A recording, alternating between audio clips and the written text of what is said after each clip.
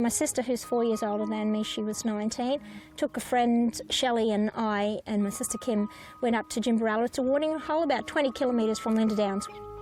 About 9 o'clock, or quite dark at night, we were sitting around the fire talking, and we saw what we thought was a spotlight, like you know what a spotlight is for roost shooting. And we said, I wonder who that roost shooter is over there. We watched this light for a while. It seemed to be getting closer, and we thought, that's funny, because we couldn't hear any sound like a motor vehicle, and he hadn't made a shot or anything.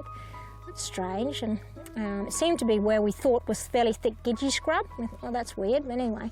We're still talking, and the light got closer and closer, and then one of us said, must be a UFO, because this white light that was hovering above the tree seemed to be getting closer and, you know, more and larger because it was getting closer. My sister said, oh, it is a UFO. So we had a Toyota ute.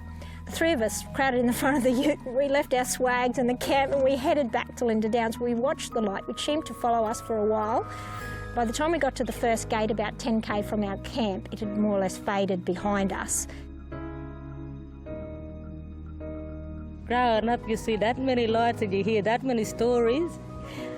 I think I probably did see it that many times, you know, and I remember one occasion we was coming back from Mount Isa, and we was coming up there with Stockport, only 20 k's out, 25, and I thought these guys was in the bloody yard, you know, and trucking or something, and we coming up to it, and it was on my left side, and when we got past it, well, the light wasn't touching the ground and I couldn't see any wheels, and I reckon, well, that's not a car.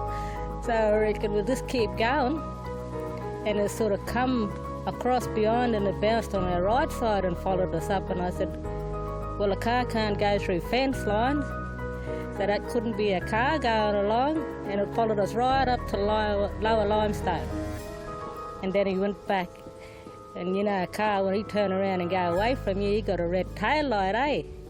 No red tail light, just the light just zooming backwards, you know. And our older people always say, when you see it on the road night time, don't try to speed up or anything because it can cause an accident. You got to stay at your same pace. So yeah.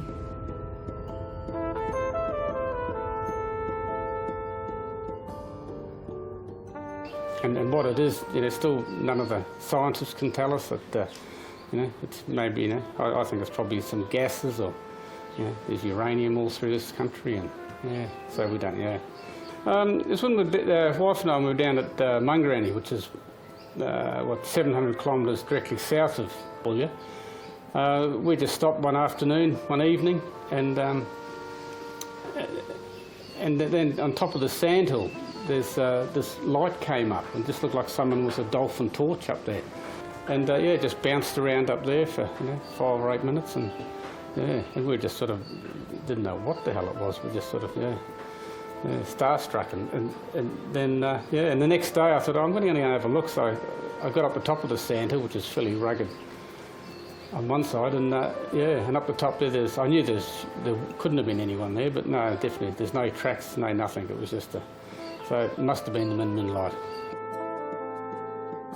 Come across it, my nana actually showed me when I was about 10 or something. Coming back from a place called Boulia, fishing hole, about 60 k's on the Whitton Road. Coming back from there, and yeah, it was just night time. We had an old truck, and coming back in, and she's looked over the side and pulled over the car and everything, and she reckoned, oh, look at that. I reckon it's just a roost shooter coming in. And rightly I didn't, so we went along, and it just kept on coming at us, and yeah, it disappeared and come again, and yeah, it just kept on doing it to us until it got up close to us. And then, yeah, I just told her just to keep on driving. I actually slept the rest of the way in. It was a bit scary.